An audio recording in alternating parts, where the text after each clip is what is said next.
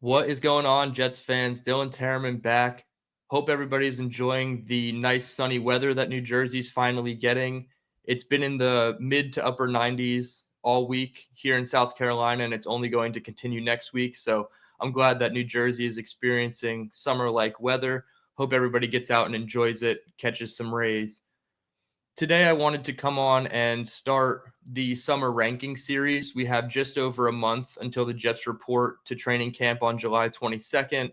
And there's just a ton of ranking series to do in the summer. You can stack the Jets up against themselves, stack the Jets up against the division, the conference, the entire league, and see where this roster really is. But before we can even expand to the division, conference, and the entire league, I wanted to start with the Jets as a team, what their roster looks like. So, power ranking the positions on the Jets.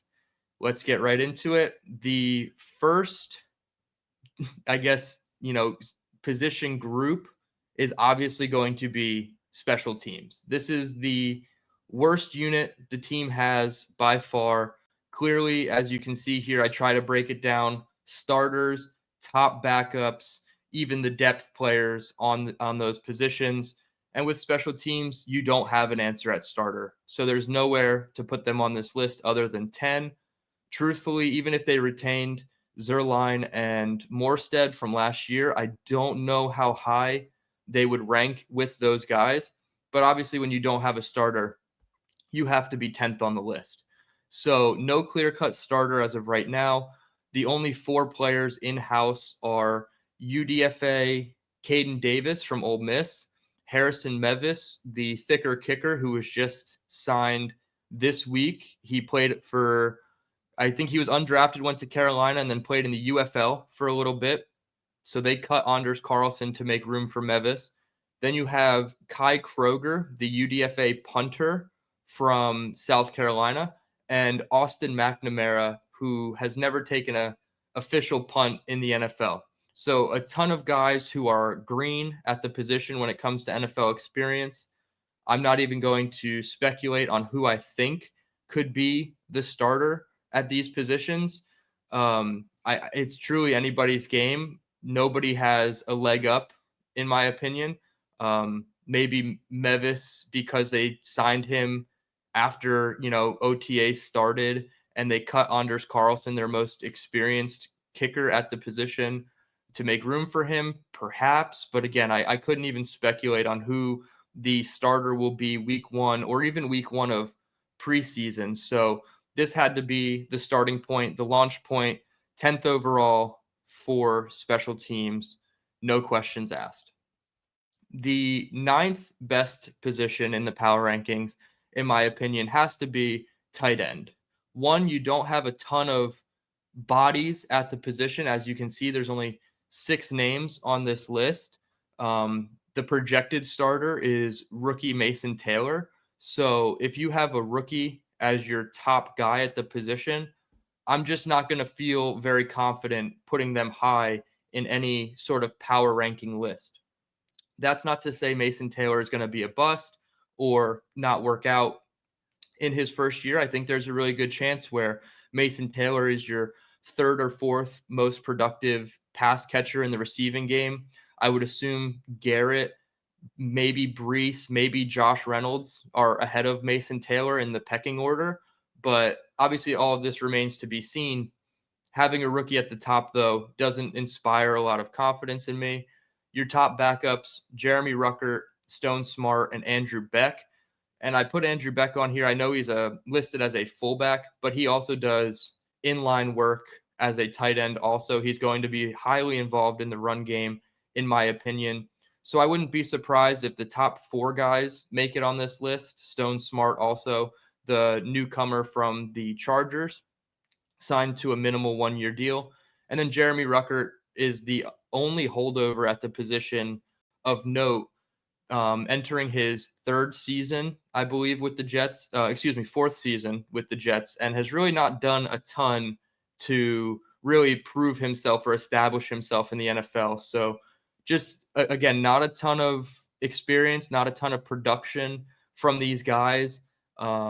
So to me, 9 felt like the best spot to put them. I'm obviously not going to disrespect them and put them under special teams, but 9 felt like the right spot for the tight end group. Obviously, Mason Taylor can exceed expectations. Jeremy Ruckert, with new coaching, could obviously round out and be more of a better blocker like he was his first 2 seasons. Stone Smart, probably your athletic power slot type. And then Andrew Beck as your fullback slash, I guess, emergency tight end, kind of your do it all, maybe your H-back type guy. So there's definitely a role for all these guys, but in the pecking order of positions on the team, they're very, very close to the bottom. Number 8, I have the quarterback position. Again, this kind of goes into the not having a ton of bodies at the position to really stand out. Also, we really don't know what Justin Fields is going to be. We have all these hopes and dreams and expectations that Justin Fields could be something for the Jets. And I'm probably on the more optimistic side of Jets fans when it comes to what I think Justin Fields can do in 2025. Obviously a lot of that has to come to fruition, right? We have to actually see it on the field. So if I were to, go back and do these ranking series in October around the deadline or the bye week for the Jets, I would assume quarterback would be a lot higher.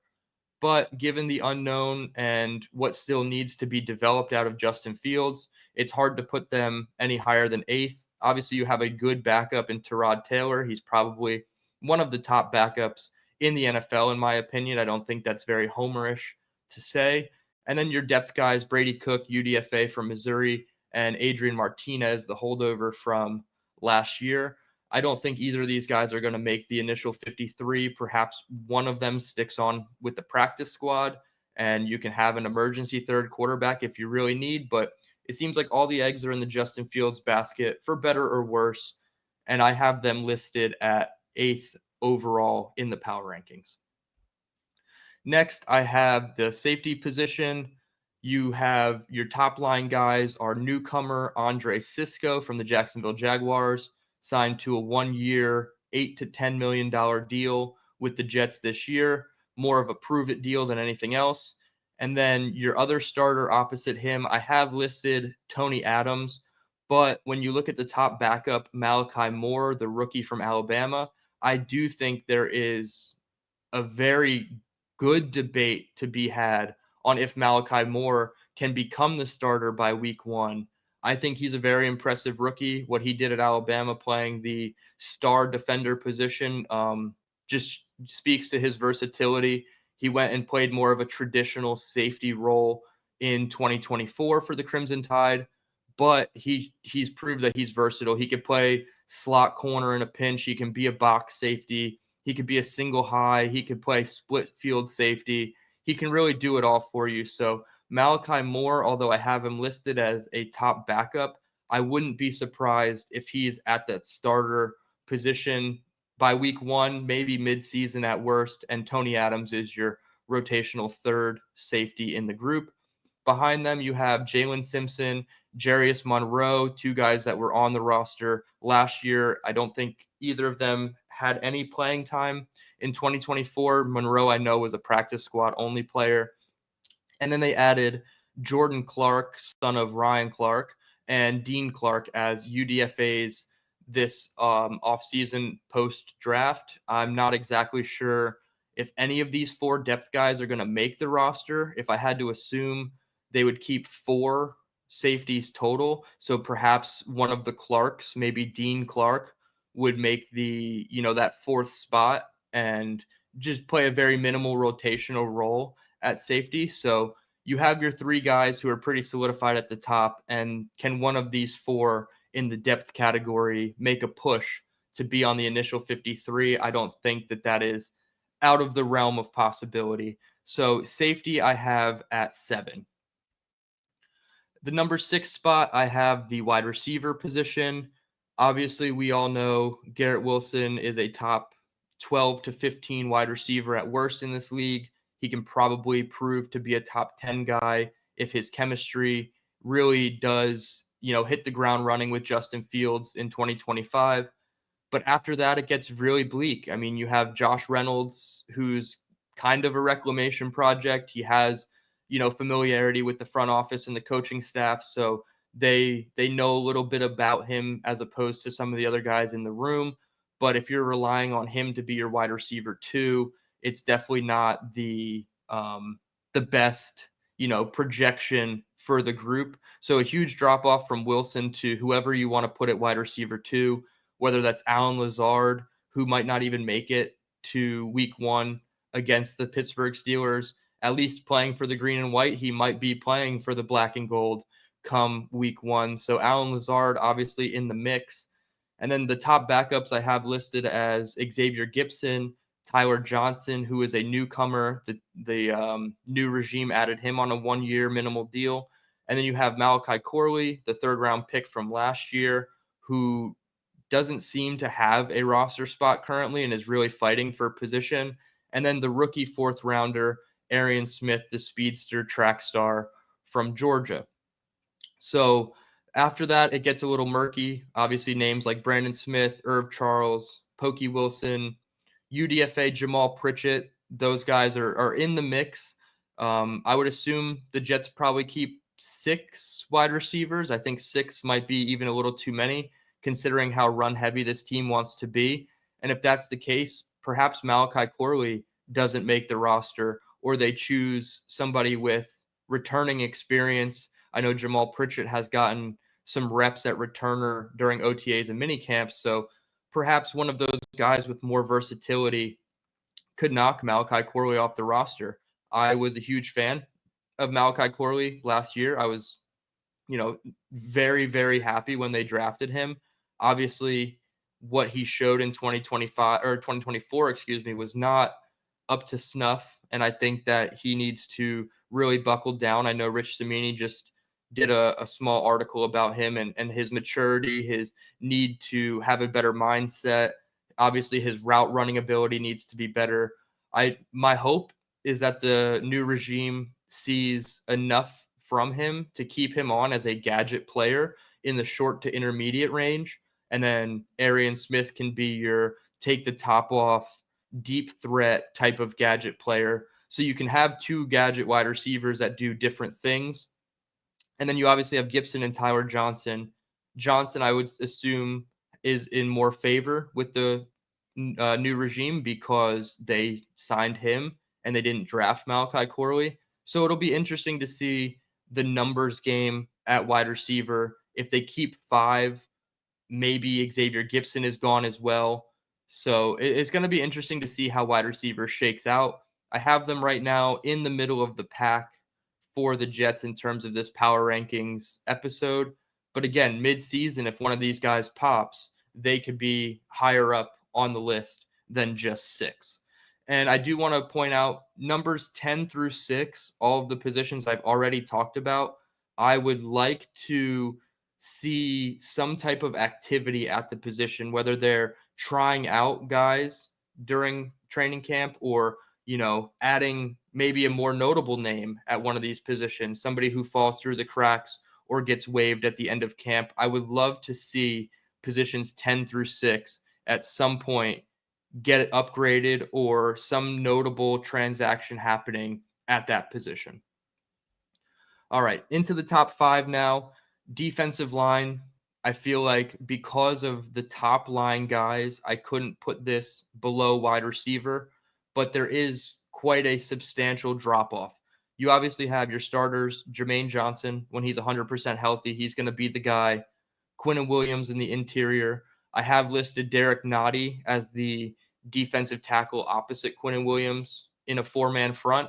And then Will McDonald, who's coming off an impressive 10.5 sack season, gained 15 pounds. Hopefully the expectations and the production from him is just going to be, stock pointing up.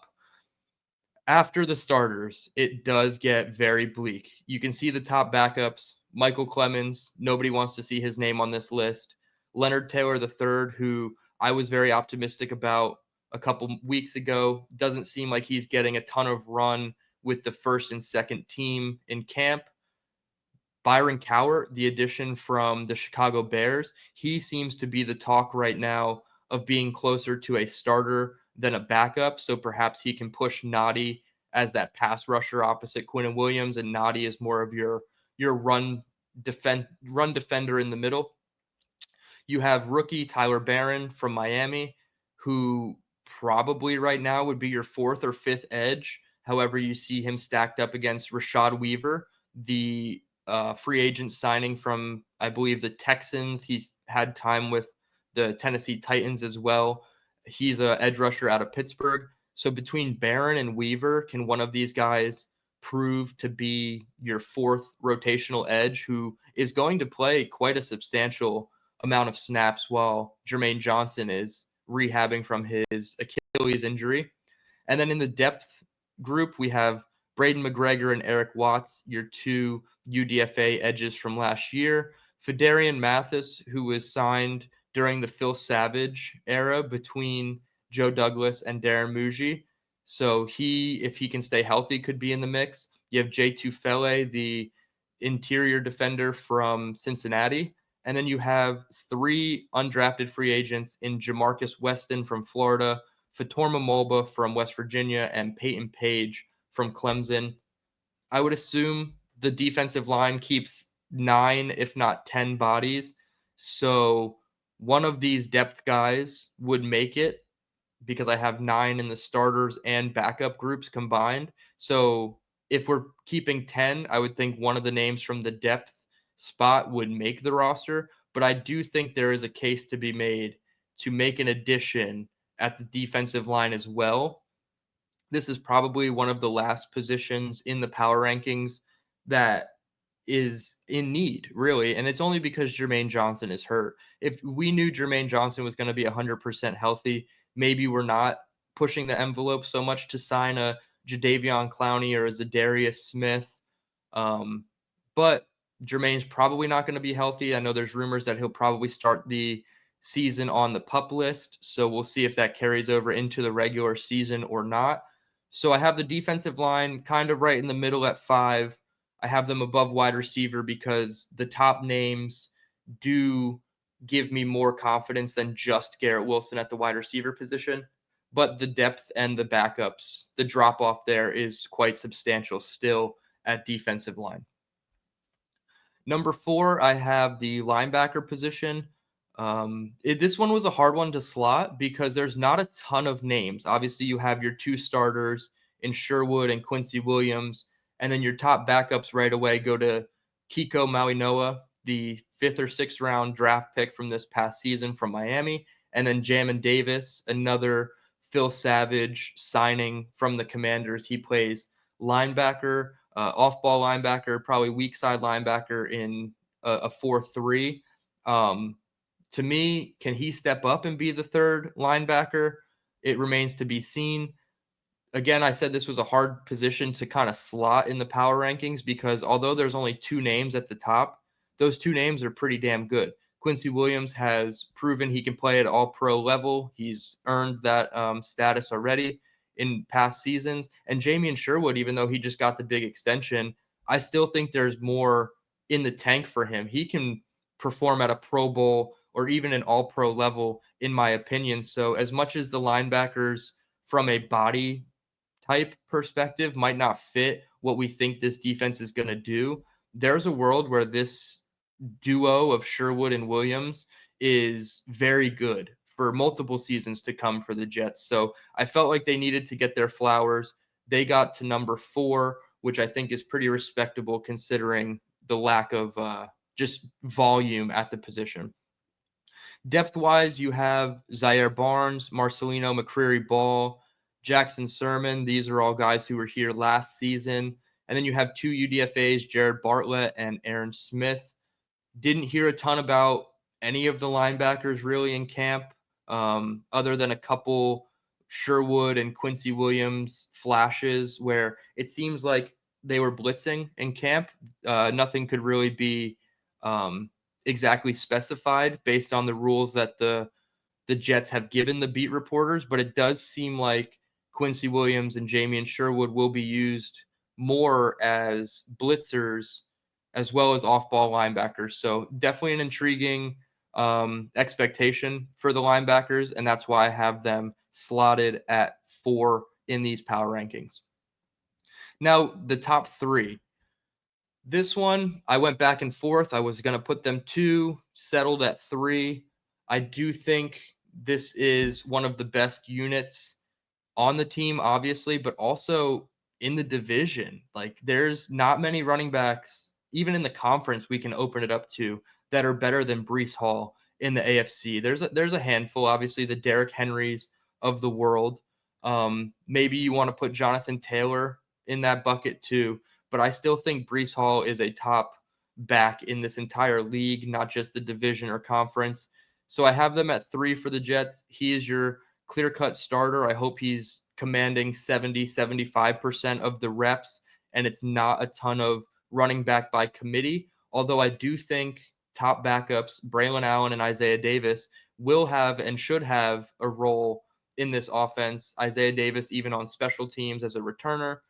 But if you can get a Walmart version of David Montgomery out of Braylon Allen, and then Breece Hall, who's fully healthy for the first time in what seems like multiple seasons, if he can be, the Jahmyr Gibbs adjacent in the offense that we're expecting Taylor Engstrand to run in New York, this is going to be quite the duo. And obviously, I think Isaiah Davis will have a role too on offense, but talking strictly about the top 2 guys, there is a ton of, I guess, just hope is the word I'll use.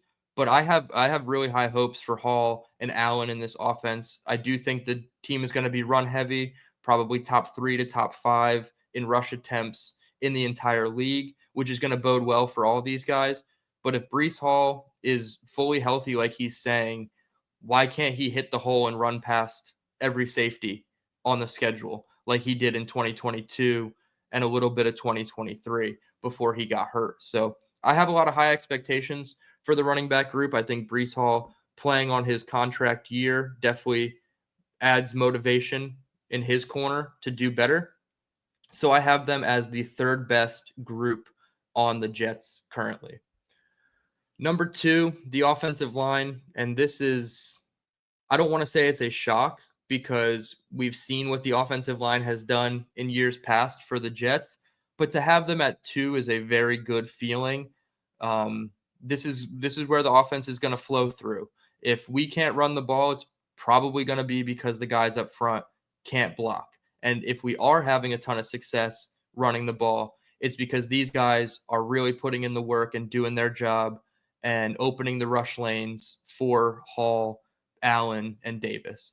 Your top line guys, most notably, we know the 4 holdovers from last year: Fashanu at left tackle, John Simpson at left guard, Joe Tippmann at center, Elijah Vera Tucker at right guard, and then the first round, 7th overall pick, Armand Membu at right tackle.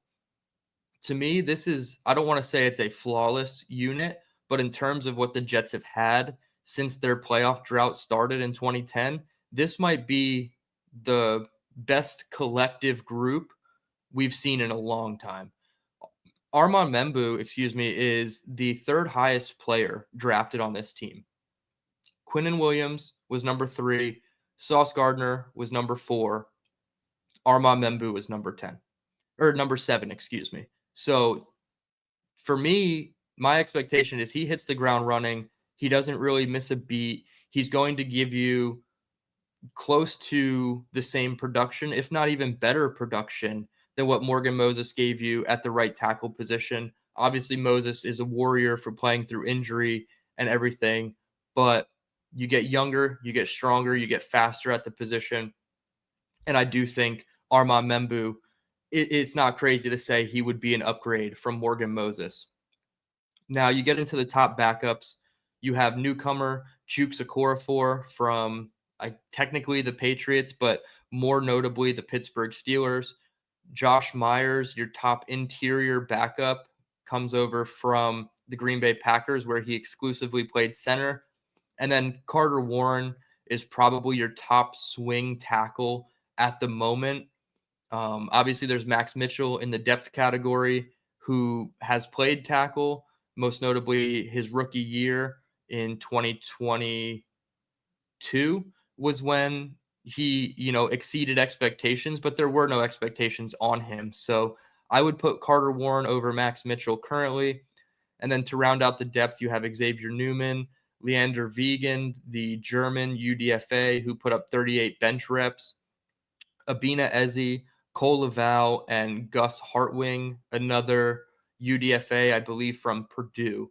So outside of the top 8 guys that I have listed in starter backup, maybe Max Mitchell and Xavier Newman round out the 9th and 10th offensive line spots. And then you feel good about, having a solid backup at tackle and interior. And then you have a guy in a core of 4 who has proven he can do things well at the right tackle position, but when he had to go play left tackle for New England, it kind of turned into a disaster, and he ended up essentially quitting on the team. So if you can get 2, maybe 3 quality backups to go with your 5 top line starters, I do think this is a unit that the entire offense is going to flow through. Obviously, Justin Fields is the one that everybody has their eyes on, but these 5 need to give him that, 3.1 second time to throw that he historically has had in the NFL, which is not a good metric.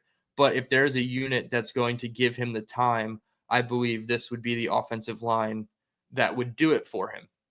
So offensive line comes in at 2. And that leaves number 1, if you're following along properly, would be the cornerback position. I don't think this is much of a surprise to people. To me, I felt like this was a no-brainer. This is the best position group on the team. Obviously, you have Sauce Gardner, who headlines the group with 2 All-Pros, 2 first-team All-Pros in his first 3 seasons in the NFL. Newcomer Brandon Stephens from the Baltimore Ravens, who at one point was a top 100 pick, hasn't really lived up to the status, but there's a chance that this coaching staff gets the best out of him.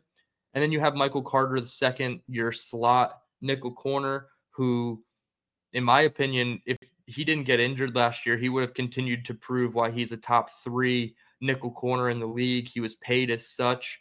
And I felt like coming into 2024, after the big payday, they really just kept pushing him to get on the field as much as possible. I don't know if that's a coaching thing or a front office thing, maybe even an ownership thing of, hey, we paid this guy money. We want to see this guy produce immediately.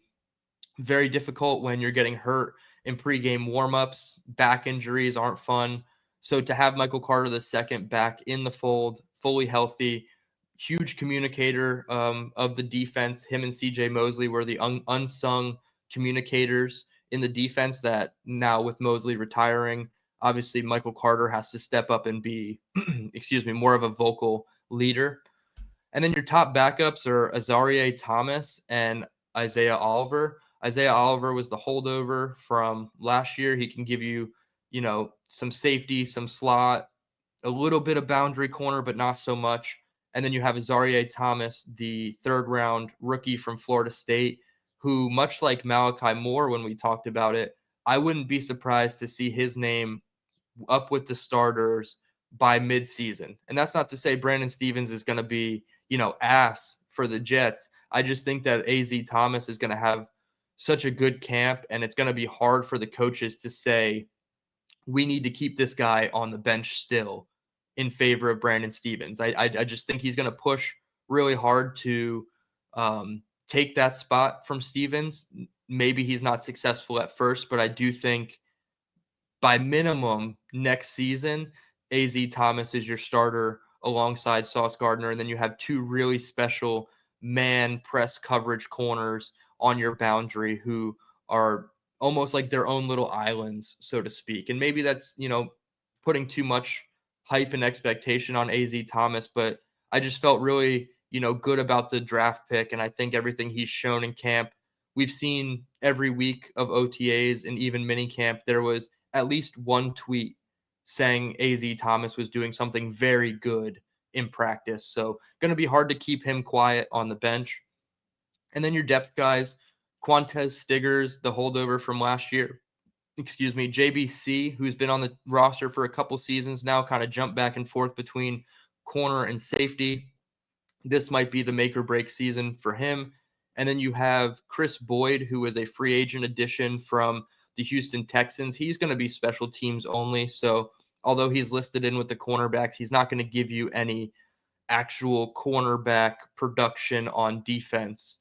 So cornerback, number one position, undisputed in my opinion. I don't think there's offensive line. Yes, was number two. I don't think there's a case for them to be up at number one just because Sauce Gardner's accolades, Michael Carter's upside, and what he's already proven as a fifth rounder, and then the appeal of AZ Thomas and Brandon Stevens combined opposite Sauce. There's going to be one of those guys that sticks around for a long time, at least in my opinion.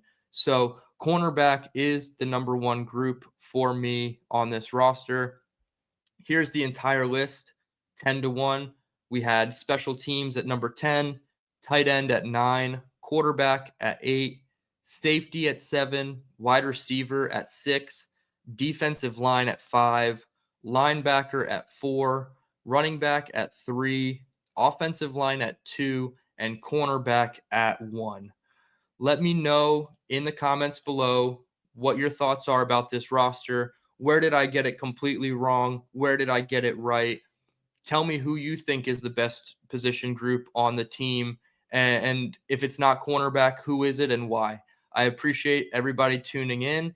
I know it's a little bit of a longer form video here. I'm trying to mix it up with short and long form videos, on the channel. We'll get a little bit of everything, hopefully capture the right audience. And I appreciate everybody tuning in to all my videos so far. Hit the like button on your way out. Subscribe if you're new. And until next time, let's go Jets.